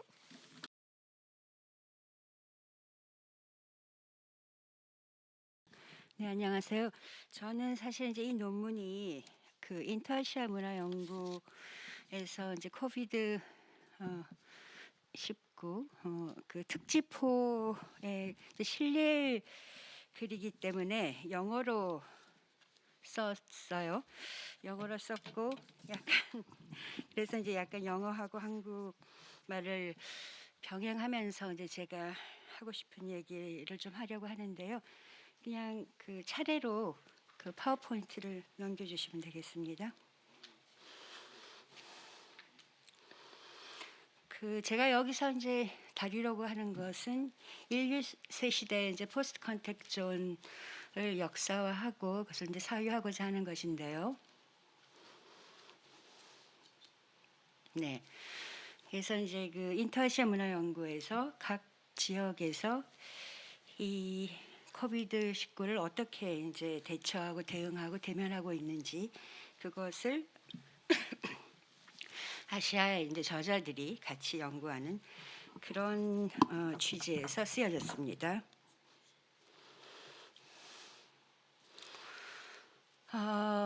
그 제가 이 글을 쓰면서 굉장히 이제까지 글을 쓰던 양태와는 너무 다른 기후 상황 속에서 엄청난 장마가 또 그 장마를 장마라고 우리가 부르지 말고 기후 변화라고 부르자 하는 이제 그런 7, 8월 6, 7, 8 이때 이제 쓰면서 굉장히 글 쓰는 것 자체가 어려웠는데 그래서 굉장히 본질적으로 우리가 글을 쓴다는 건 뭔지 삶은 어떤 건지 또 생각하는 건 어떤 건지 이런 것을 생각하면서 쓴 것 같아요. 그래서 이제 그 중에서 그 장마 기후 변화 속에서 굉장히 이제 저를 더 생각하게 했던 것이 그 소들이 그 섬진강에서 사성암이란 절까지 이제 찾아갔던, 그래서 이제 스님들이 그 올라온 소들에게 풀을 먹이고 또 이제 주인을 찾아서 내려보낸, 그리고 이제 그 이후에 사성암의 소식을 보면 그 기후 변화로 장마로 이제 재해를 당한 동물들을 위한 천도제를 열었던 그런 것이 저에게 큰 어떤 깨달음 같은 거를 주었습니다.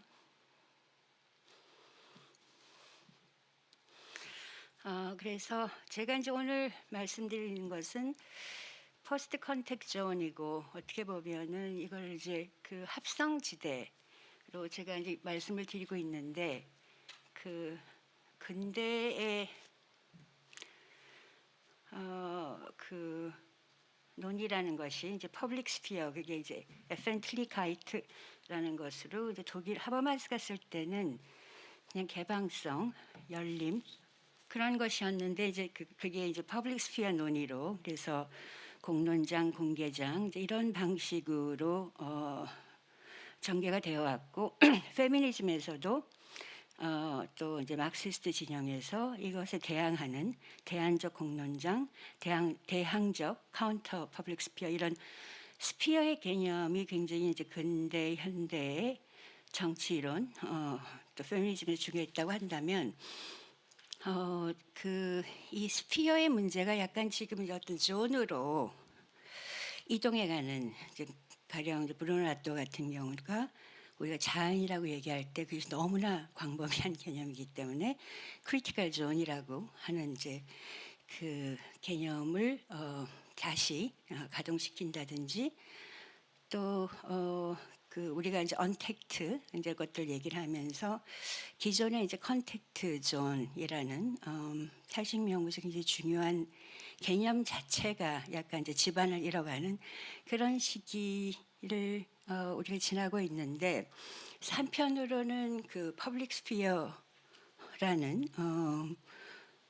공중이지만 또한 어떤 장소성, 공간성을 갖고 있는 이제 그런 정치 개념이 일종의 이제 컨택 존을 넘어서는 이후에 포스트 컨택 존이나 이제 크리티컬 존과 이제 그 존에 약간 밀려나는 이제 그런 것을 보고 있고, 제가 그것을 약간 일종의 합성 지대, 합성 존, 포스트 컨택 존이라고 얘기를 하고자 합니다. 그래서 이제 이 합성존들, 그래서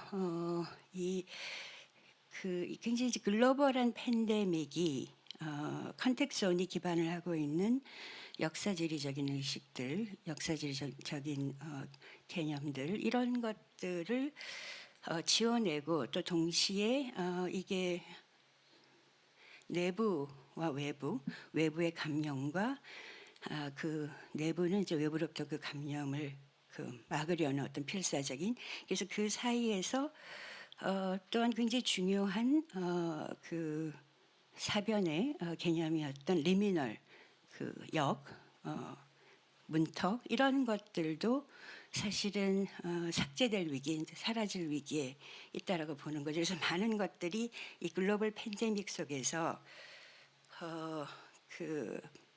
이 포스트 콜로니얼리즘이 이제 쌓아온 그런 것들을 굉장히 맹렬하게 또 그 무의식적으로 삭제하는 이제 그런 속에서 우리가 이런 그 컴포짓 존, 이거는 이제 제가 제안하는 용어인데요. 그런 크리티컬 존의 굉장히 중요한 부상, 이제 생태 문제와 더불어서, 그리고 컨택 존의 삭제 이후의 포스트 컨택 존, 이런 것들을 생각하는 이제 컴포짓 존, 합성적 존이라는 것이 기존의 이제 그 퍼블릭 스피어라는 개념을 가지고 제가 이제 여성장이라는 개념을 제안한 적이 있는데, 여성장이라는 것은 이제 아까 그 퍼블릭 스피어의 대한 개념으로서 여성의 죽음이 여성의 어떤 사회적 그 신혼의 장이 되는 그런 이제 군산에서의 그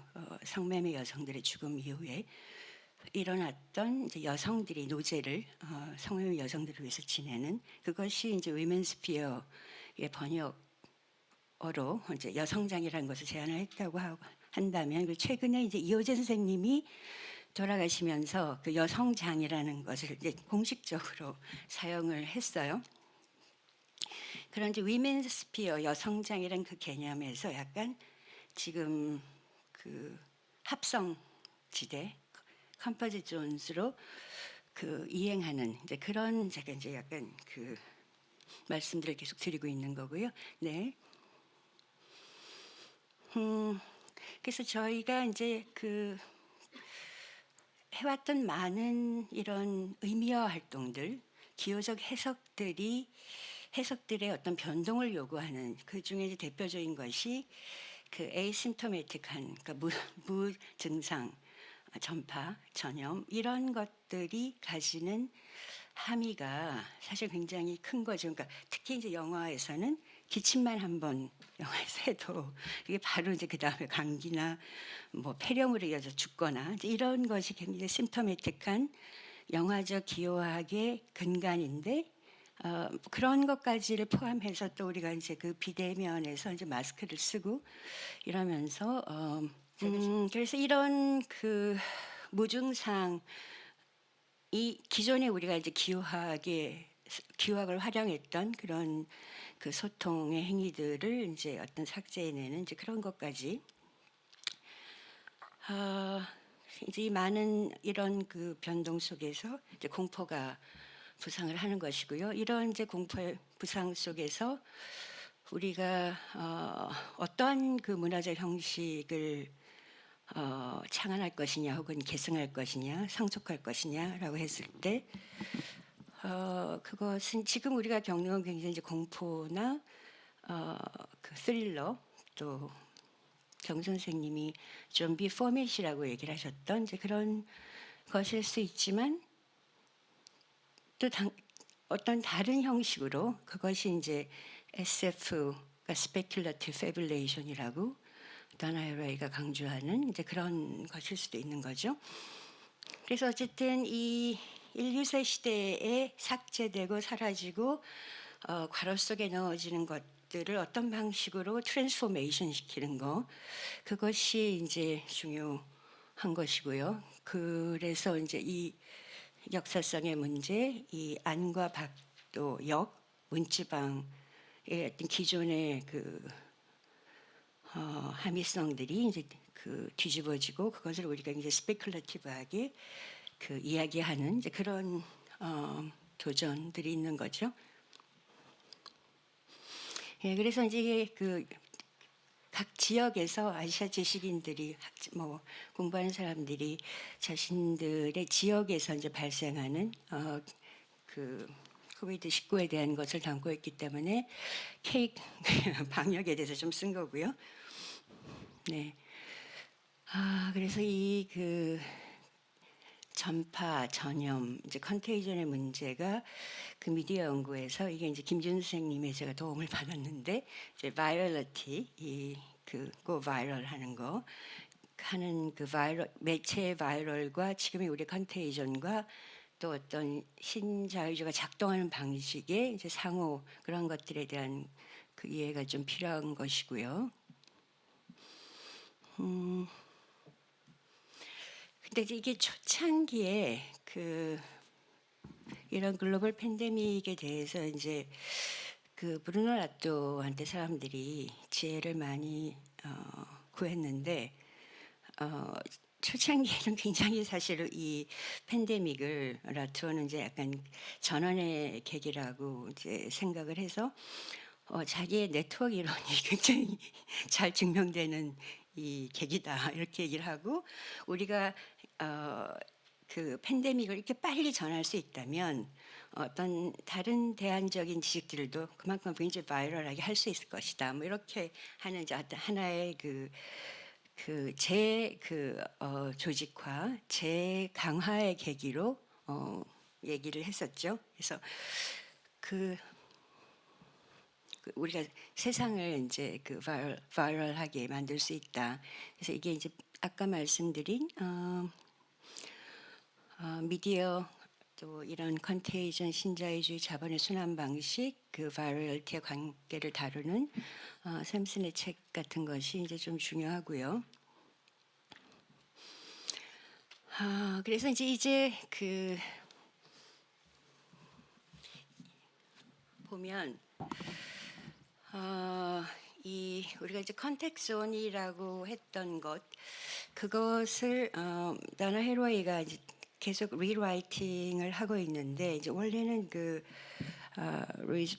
메리 루이스 프레스의 이제 개념이었고 그런데 이제 그것을 이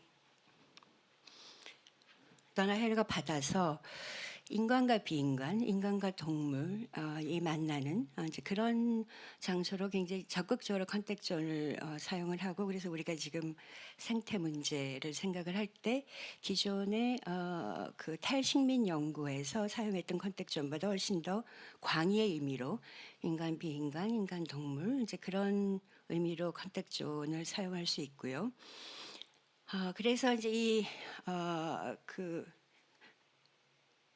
헤로의 컨텍존 개념을 가지고 오면서 동시에 이제 우리가 글로벌 팬데믹에서의 이제 포스트 컨텍존의 상황 그 속에서 이제 새로운 어떤 문화적 형식으로서의 SF 그래서 SF라 그러면 우리가 아는 이제 그 사이언스 픽션 공상과학이라고 좀 엉뚱하게 번역하는 허구적 과학도 있고 사이언스 팩트도 있고 또 스페큘러티브 패뷸레이션도 있고 이런 많은 SF 또 스트링 피규어스라는 것도 있고 많은 그 SF를 아까 제가 이제 요청했던 문화적 형식으로 우리가 생각을 할 수가 있는데 그러니까 제가 이제 여기서 이런 컨텍존들이 생태 문제나 탈식민 연구와 결합을 하면서 굉장히 이제 두터운 그런 이제 현재를 이루는 것인데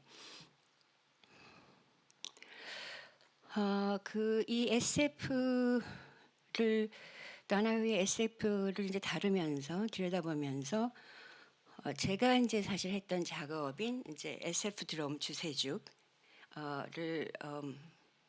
끌어와 보면 이 다나 헤로웨이의 SF에서 이제 누락된 것들이 보이는데 그 중에 하나가 소셜리스트 페미니즘인 거죠. 이제 주세죽이 상징하는 그리고 그 다나 헤로웨이가 이제 뭐 앤나 칭이나 이제 이런 사람들의 인류학적인 연구들을 언급하면서 또 컨텍존을 얘기를 하는데 그러한 어떤 지리적 그 스펙트럼에서 다루지 않았던 그러니까 냉전의 건너편 그러니까 그 소비에트 아시아의 그런 그 지대들이 존들이 보이는 게 이제 주세죽의 궤적이고요 망명의 궤적이고 또 이제 이 주세죽이 어떤 망명의 삶이 펼쳐지는 그 카자흐스탄이 세계에서 이제 굉장히 많은 그 핵실험이 이루어진 곳이에요. 이제 그런 어떤 존의 의미도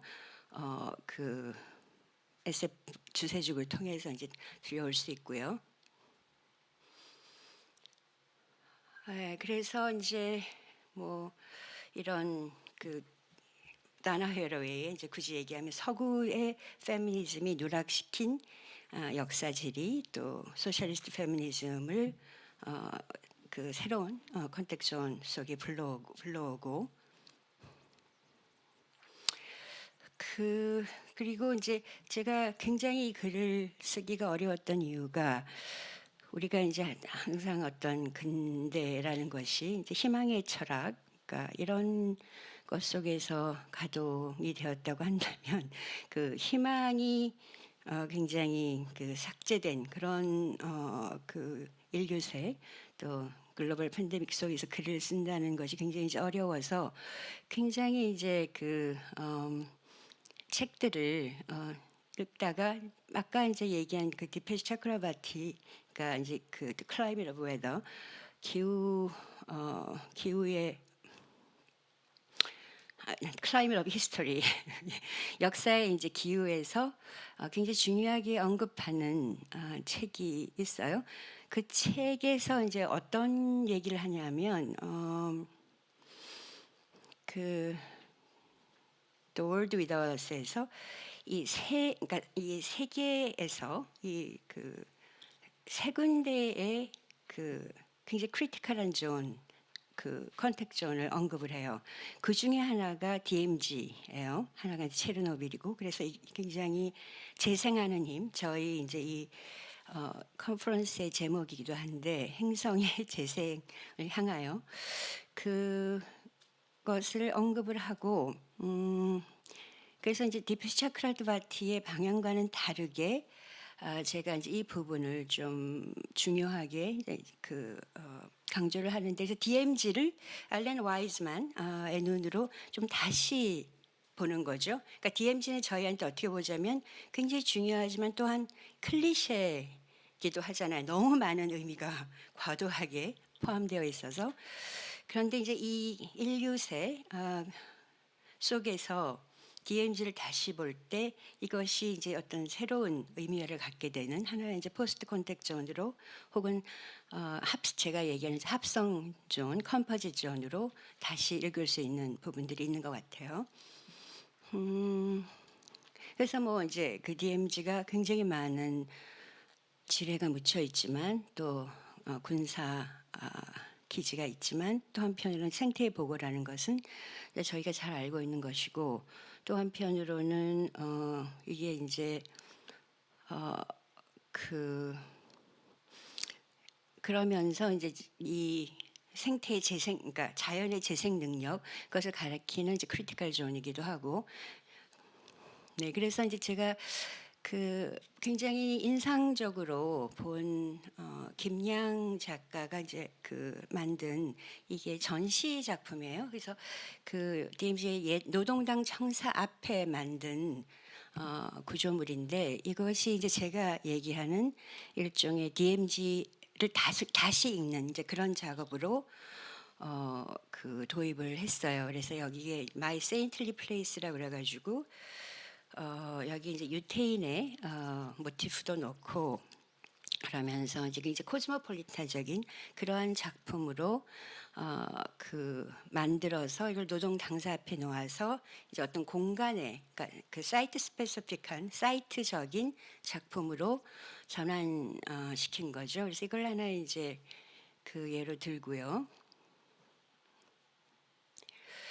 그래서 이제 이 합성지대, 이 컴포짓 존이라는 것이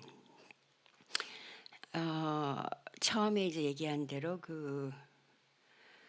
이 인터스피시스, 동물과 인간의, 그러니까 한국에서는 이제 불교에서 실천된 그런 인간과 동물의 그런 공생, 그런 부분에서 시작을 했고, 그 다음에 이제 이게 어떤 스피어가 굉장히 언택트화되면서 굉장히 어떤 존들로 그것이 좀 더 포커스화가 되고, 그리고 이제 하나의 이제 사례로 SF 드론과 또 김양 작가의 My Saintly Place라는 노동당 앞에 세워진 로컬하면서도 코스모폴리탄적인 어떤 건조물, 그리고 다나 헤러웨이를 차용하지만 좀 더 확장한 SF 피규어로서의 주세죽, 또 그 주세죽이 함의하는 핵실험 지대로서 이제 카자흐스탄, 이제 그런 것들을 더불어서 이런 이제 굉장히 어떤 낯선 풍경이면서 동시에 우리가 필사적으로 어떤 이 진단의 기호학을 동원해야 되는, 그러니까 그전에 어떤 이제 심토매틱한 그런 것이 아닌 그런 것들로 이제 그것들을 생각할 수 있는 것으로서 이제 포스트 콘텍 존, 합성지대를 얘기를 하는 것이고, 이런 것은 이제 사실 우리가 굉장히 겸손하게 접근해야 하는 세계로의 이제 열림이라고 볼 수 있습니다. 네, 여기까지입니다. 고맙습니다.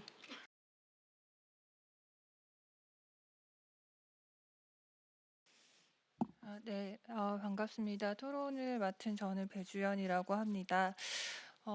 먼저 김수영 선생님께 이런 학문의 장을 마련해 주시고 또한 제가 김수영 선생님 발표문을 읽으면서 미리 받아서 읽으면서 굉장히 좀 감동을 많이 받았었는데요. 그런 이제 학문적인 성찰을 나눠 주신 것에 대해서 굉장히 감사드린다는 말씀을 좀 드리고 싶습니다. 김수영 선생님께서 지금 발표해 주셨던 포스트 컨택트 존 코비드19를 대면 대응하기라고 하는 글은 코비드19로 이제 경계 혹은 이제 문턱이 의문시되는 시대 그리고 어떤 기후 변화로 대표되어지는 이른바 이제 인류세 시대 물론 이제 김 선생님께서 또 글 안에서 이런 이제 이 개념에 대해서 좀 다른 접근을 할 그러니까 그 도나헤러의 어떤 다른 방식의 이제 접근을 또 소개해주고 계시지만 어쨌든 이런 지구적 위기라고 불려지는 시기에 경계를 새롭게 사회해야 할 필요성 그리고 컨택트 존의 의미와 함께 만들어가는 것으로서의 포스트 컨택트 존 그러니까 의미와 더불어서 그러니까 우리가 함께 만들어가는 것으로서의 어떤 포스트 컨택트 존에 대해서 이야기해 주셨다라는 생각이 듭니다. 한편에서 이제 김수영 선생님께서 페미니스트이자 영화 이론가 그리고 또한 이제 작가 그리고 인지생태학과 역사지리학을 좀 경유하시는 그 연구의 궤적에서 이런 이제 굉장히 긴급하고 비판적인 개입을 해주시지 않았나 싶어서 아까 말씀드렸던 것처럼 글을 읽는 동안 좀 여러 번 많이 놀라기도 했고 감동하기도 했고 감사하기도 했습니다. 하지만 제가 이 글은 사실 김 선생님께서 되게 힘든 시기에 이 글을 써서 되게 좀 힘들게 썼다라고 말씀을 하셨는데 글은 문체 자체는 저한테는 굉장히 좀 편안하게 어떻게 보면 좀 느껴지기도 했었어요. 근데 하지만 그런 편안한 문체에도 불구하고 워낙에 그 행간에 굉장히 많은 이론적인 사유들이 좀 존재하고 있어서 제가 이 글을 완전히 좀 이해하기에는 좀 무리가 있었다라는 말씀을 좀 먼저 드리고 싶고 그럼에도 불구하고 어떤 이제 저의 내회로를 건드리는 어떤 좀 전율의 순간들이 있었다라는 말씀도 같이 드리고 싶습니다. 그래서 이제 이 토론을 준비하면서 처음에 일단 그러니까 글을 받기 전에 먼저 선생님 제목을 듣고 처음에 한번 좀 놀랐었는데요. 사실 이 코비드 19 이후에 가장 많이 들었던 말이 이 언택트 아니면 사회적 거리두기와 같은 말이었고 이 너무나 당연히 이제 거기에 좀 익숙해져 버린 상황이었는데 이 시기에 다시 컨택트 존, 포스트 컨택트 존이라고 얘기하는 것을 그러니까 끄집어낸다라는 것 자체가 굉장히 어려운 시도이고 또한 그렇기 때문에 저희가 얼마나 이런 이제 이 컨택트 혹은 이제 경계 접경지대 혹은 어떤 이제 접촉의 가능성으로 나아갈 수 있는 것들을 좀 차단하고 있었나 그런 각성과 반성의 계기가 되는 제목이기도 했었습니다. 그래서 선생님께서는 여기 글에서 이른바 이제 K-방역으로 불리우는 팬데믹에 대응하는 한국적 양식에 대해서 앞부분에서 먼저 좀 소개를 해주시고 뒷부분에서 이제 어떤 사건들의 컴포짓 존이라고 하는 것에 대한 어떤 일종의 사유들을 후반부에서 좀 말씀을 해주고 계시는데요.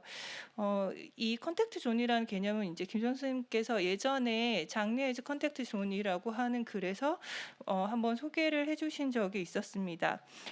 근데 이때에 이제 이 컨택트 존은 어떤 포스트 식민과 냉전의 상황에서 어떤 지정학적 봉쇄라고 하는 이 상황들 속에서 컨택트 존으로서 작동하는 장르 영화 특히 액션 영화들 거기에서의 활극이라고 했던 것에 주목하셨던 것이 기억이 나는데요.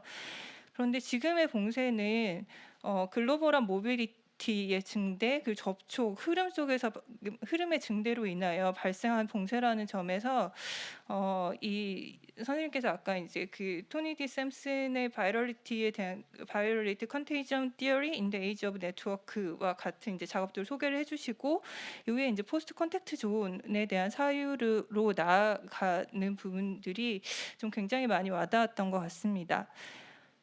그리고 여기에서 이제 포스트 컨택트 존은 도너 해러웨이가 말하는 솔루션 혹은 인제 이 손상된 지구에 어떻게 책임을 가지고 우리가 살아갈 것인가의 문제로 연결된다라는 이제 말씀을 또 해 주셨는데요. 그래서 포스트 컨택트 존은 제가 처음에 인제 포스트 컨택트 존이라는 얘기를 들었을 때는 이 언택트 이후에 다시 도래하게 될 컨택트 존 정도로만 좀 생각을 했었는데, 단순히 어떤 인제 런 것이 아니라 일종의 인제 컨택트 존의 물질적 전해를 요구하는 사유 작업을 요구하고 있는 것이 아닐까라는 좀 생각을 하게 되었습니다. 그래서 이 도너 해러웨이를 경유해서 당도한 포스트 컨택트 존이라고 하는 것은 일전에 이제 선생님께서 다른 곳에서 얘기하신 적이 있었었는데요. 에이전시 자체가 실행이 되고 얽힘을 재배치하는 공간이 되는 것은 아닐까. 그래서 DMG의 이 컴포짓 존, 합성 존이라고 하는 것을 이제 일례로 얘기를 해주신 것의 어떤 핵심이 되는 것이 아닐까라는 생각을 했었습니다. 그리고 선생님께서는 이제 이 글에서 주세죽에 대한 것도 소개를 해주고 계시는데요. 김종영 선생님께서 이제 예전에 이 주세죽 SF 드론 주세죽을 소개를 해주시면서 인지 생태학 역사지리 페미니즘에 얽히는 장으로서 하나의 솔루션을 만드는 작업이라고 해주셨던 적이 있었습니다. 근데 이것은 이제 동서남북한 러시아 사회주의권 국가에서 잊혀진 식민지 조선의 사회주의 페미니스트의 스토리를 이제 다시 스토리텔링한다라는 점에서, 그리고 서구에서도 동아시아에서도 잊혀졌던 디아스포라의 경로를 다시 발굴하면서 세계를 리월딩한다라는 점에서 이 도너 해러웨이가 얘기했었던 이 사변적 우화의 개념에서 SF와 맞닿아 있다라는 좀 생각도 들었습니다. 그리고 이 영화에서 사실 이제 좀 두 가지 정도를 좀 언급하고 싶었는데요. 이 하나는 이제 우주선 발사대 원자력 핵실험의 장소가 되는 이 중앙아시아라는 공간이었습니다. 그러니까 원자력이라고 하는 것 자체가 원자를 쪼개는 원자를 쪼개는 것이잖아요. 근데 이 원자를 쪼개어서 새로운 것으로 변화하는 행위들이 중앙이 아닌 주변부에서 일어나고 있고, 이거는 이제 냉전의 소비에트 혹은 미국 이제 이 새로운 이제 제국의 파워 시스템에 그야말로 굳어버린 삶의 주변부에 이런 얽힘과 쪼개짐이 존재한다라는 것이 이제 좀 가시적으로 보여지는 것 같아서 좀 되게 흥미로웠었습니다. 그리고 다른 하나는 이제 영화가 드론을 사용하는 방법인데요. 물론 이제 이 드론이 앞서 이제 K 커런틴을 얘기할 때 선생님께서 이 감시의 문제를 좀 얘기를 해주셨는데, 그런 것들과 맞닿아서 보통 이제 드론을 생각을 하게 되는데, 여기에서는 이 드론이라고 하는 것이 그러니까 드론을 사용하는 방식이 좀 굉장히 인상적이었어요. 특히나 그 무브먼트가 좀 굉장히 흥미롭게 다가왔었는데요. 그러니까 일종의 이제 이 우주 발사대가 영화 속에 등장하는 우주 발사대의 어떤 상승하는 힘, 수직적인 벡터와 대비되는 드론의 어떤 수평적인 움직임, 그리고 이제 유영하는 듯한 움직임, 그리고 사실 물이 없는데도 불구하고 물 속에서 유영하는 듯한 이 느낌을 주는 이 인형의 이제 움직임들까지 포함해서, 이것이 어떤 이제 김 선생님께서 이제 다른 곳에 좀 얘기하셨던 또 액체성에 대한 사유들까지 좀 포함해서 함께 생각해 보게 됐었던 것 같습니다. 그래서 그리고 이제 영화 속에서 화강동진이라고 하는 이제 말이 또 등장을 하는데요. 이 화강동진을 물질성의 문제와 연관해서도 좀 생각해 볼 수 있는 계기들이 이 글을 통해서 좀 열리는 것 같다라는 생각도 들었고, 그것이 어떤 얽힘의 문제 혹은 이제 재배치의 문제, 그 재배치로서 이 공간을 사유할 수 있는 가능성들을 좀 열어주는 글이기도 했습니다. 네.